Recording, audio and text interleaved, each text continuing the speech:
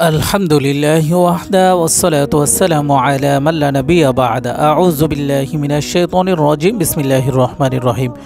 প্রিয় দর্শক মণ্ডলী, এখন আপনাদের সামনে আলোচনা করব সূরাতুল ইখলাস ৪১ বার পাঠ করে পানিতে ফু দিয়ে পানি পান করলে আল্লাহ পাক রব্বুল আলামিন কী নিয়ামত রেখেছে আপনার জন্য তা বিস্তারিত জানাবো।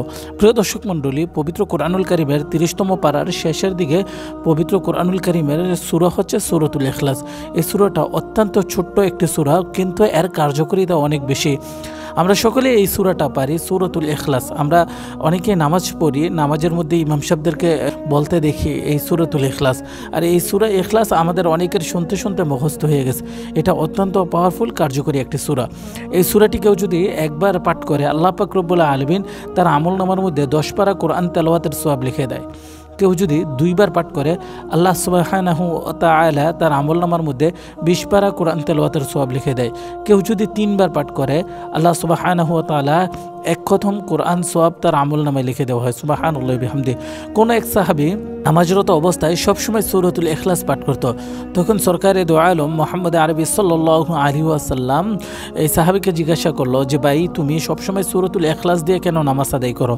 তখন ওই সাহাবী জবাবে উত্তর দেয়, ইয়া রাসূলুল্লাহ ওয়া ইয়া হাবিবাল্লাহ, যে আমি সূরা ইখলাসকে ভালোবাসি। সুবহানাল্লাহ। তখন সরকারে দো আলম মুহাম্মদ আরবি সাল্লাল্লাহু আলাইহি ওয়াসাল্লাম বলেন, এই ইখলাসের ভালোবাসাই তোমাকে জান্নাত পর্যন্ত প্রবেশ করাই দিবে। সুবহানাল্লাহ। এজন্য ভাই মেরে মুহতারাম, সূরা ইখলাসের অনেক বেশি ফজিলত। সরকারে দো আলম মুহাম্মদ আরবি সাল্লাল্লাহু আলাইহি ওয়াসাল্লাম বলে, কেউ যদি এশারের নামাজের পর প্রথমে দুরূদ শরীফ পাঠ করিয়া ৪১ বার সূরাতুল ইখলাস পাঠ করিয়া আবার দুরূদ শরীফ পড়িয়া পানিতে ফু দেয়, ফু দিয়ে পানি পান করে, আল্লাহ পাক রব্বুল আলামিন এর বরকতের বদৌলতে তার যাবতীয় বিপদ আপদ, দুঃখ দুর্দশা, কষ্ট পেরেশানি, অসুখ বিসুখ সমস্ত কিছু দূর করে দিবে।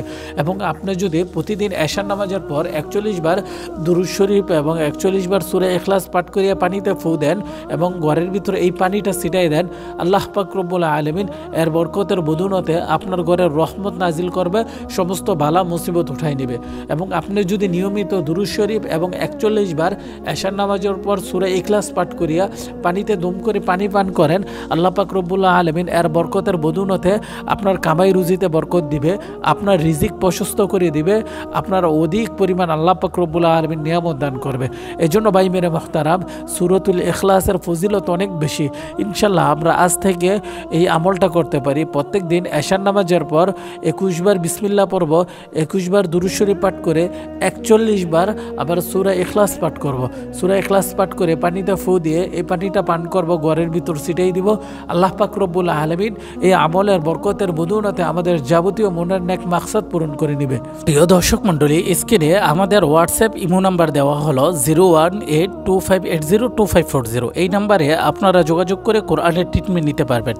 আমরা যে কোনো জিনের রোগীকে ২৪ ঘন্টার ভিতর পরিপূর্ণ সুস্থ করতে পারি। জাদুটোনা, কুফরি কালাম, বান, কালো জাদু আমরা ১০০% গ্যারান্টি দিয়ে ধ্বংস করতে পারি। যাদের বিয়ে হয় না, ছেলে মেয়ে হয় না, সংসারে শান্তি নেই, কামাই রুজিতে বরকত নাই, স্বামী স্ত্রীর মিল নেই, তারা চাইলে আমাদের হোয়াটসঅ্যাপ অথবা ইমো নাম্বারে যোগাযোগ করে কোরআনের ট্রিটমেন্ট নিতে পারেন। আমরা ১০০% শপথ করে বলতেছি, আমরা কোরআনের যে আমল দিব, যে রুকাইয়া করব, কোরআনের বরকতের বদৌলতে ইনশাল্লাহ আপনি পরিপূর্ণ সুস্থ হয়ে যাবেন এবং আপনার মনের নেক মাকসাদ হাসিল হয়ে যাবে। তাই যারা কোরআনের ট্রিটমেন্ট নিতে চান, স্ক্রিনে দেওয়া মোবাইল নাম্বারে এক্ষুনি যোগাযোগ করুন। ধন্যবাদ।